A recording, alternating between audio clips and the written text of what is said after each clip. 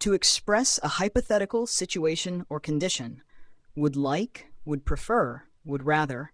I would like a cup of coffee. She would prefer to stay home today. I would rather go for a walk than stay inside. To make a polite request or offer. Would you mind? Would you prefer? Would you like to join us for dinner? Would you mind passing me the salt? Would you prefer tea or coffee? To express a future action in the past would say would do, would expect. He would say that he'll arrive at 5 p.m. I would do it differently if I were you.